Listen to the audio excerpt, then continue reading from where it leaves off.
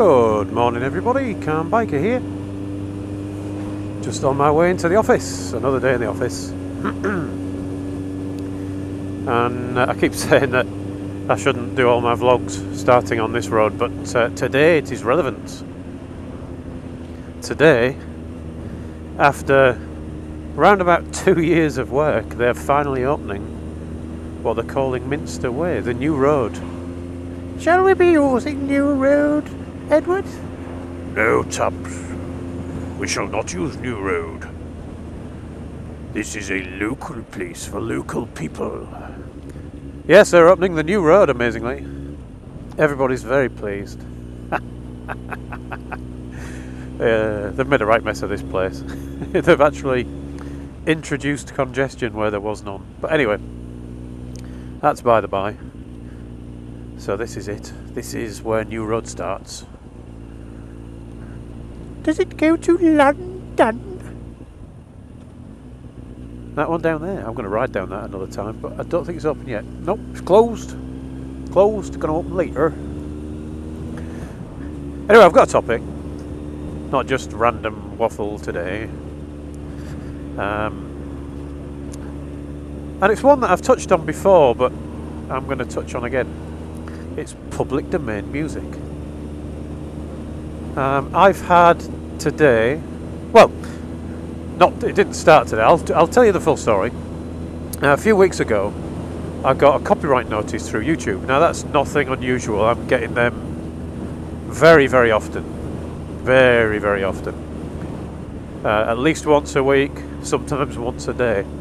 There was one point where every video I had pretty much got flagged because of the music I use over the intro, the Josh Woodward track. And I got flagged by him again the other day. I'm actually whitelisted by him now, but YouTube have introduced a new thing that he's obviously switched on. And if you get caught out by this, it's something to look for. Whereas before it said you have to give credit either in the video or in the comments. Well, now the publishers can switch it on so you have to give credit in the comments. And I had a video the other week that I had given credit for Josh Woodward's song because it is free to use. It's Creative Commons and he allows you to use it. I had given credit in the video, but I hadn't given credit in the description. I usually do, I'd just forgotten. Or YouTube hadn't taken it or whatever it might be, but for whatever reason it wasn't there and I got a copyright hit on that. But that's all sorted. I just got in contact with Josh, found out what the problem was, fixed it, everyone's happy. No, the other one, the new one, came up a couple of 3 weeks ago, and it was on a piece of public domain music. Now I've only used public domain music twice, both times properly public domain music that's out of copyright. So one was, "Oh, I do love to be beside the seaside," on a ride with Danny to Scarborough, and we were going down the seafront, and I thought that was quite nice music to match. Downloaded it from a public domain music place, and I don't know who it was, but some individual or company decided that they owned that, and I just said, well, it was the first time I'd ever had a copyright dispute, so I just went, oh, fair enough, and I took the video down and re-uploaded it with different music. Since then, I've had lots and lots of copyright things, and I've disputed every one of them because I know I don't use music that I shouldn't. You know, if you put in the latest Metallica track up, or showing my age here, or the latest AC/DC, perhaps the latest Black Sabbath, you know, if you're using commercial music, pop, rock, whatever it might be, then you kind of expect there's a good chance you're going to get a copyright hit on it. If you're using public domain music, then you shouldn't do. But they're allowing these companies to buy up copyright somehow and maintain it somehow forever, which I think is wrong, but there you go. And I'm not against copyright because I've had a lot of my stuff copied illegally, and it's a pain in the backside to, you know, when you're making, if you're lucky, you know, 20p a month of something, it's a pain in the backside to try and get that stuff taken down off the internet, especially when I give my stuff away for free. Anyway, by the by, that's completely separate.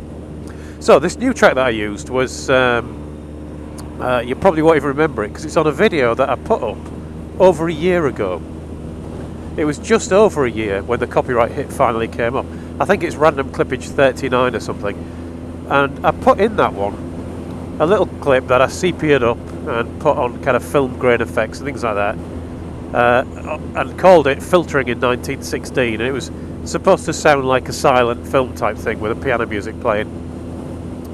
And I used a Gershwin track that was written, I don't know when, but it was recorded not by Gershwin but by somebody else in 1916. So it's out of copyright.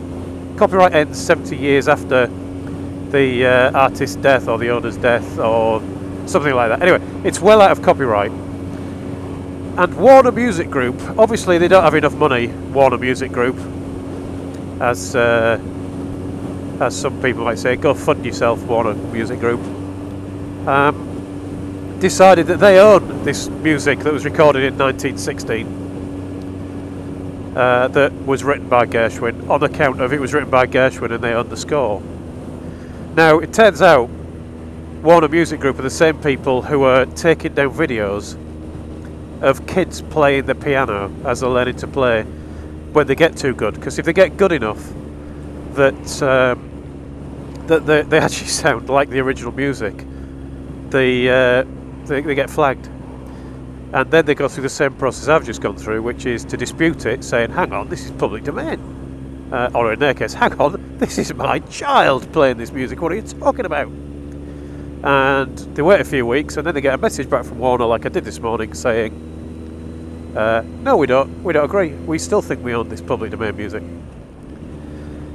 This is the joy of the system that Google and YouTube have got, them being the same people essentially, that you get a copyright notice, you dispute it, and the person who's made the copyright claim in the first place are the people who decide whether or not that copyright claim is valid. So basically I say, I don't like you using that, and you say, well yeah, but I've got every right to, and I say, tough, ha ha ha. And you can go further, you can start making legal claims and all that kind of stuff, but in this case, for a video I put out a year ago, I can't be bothered.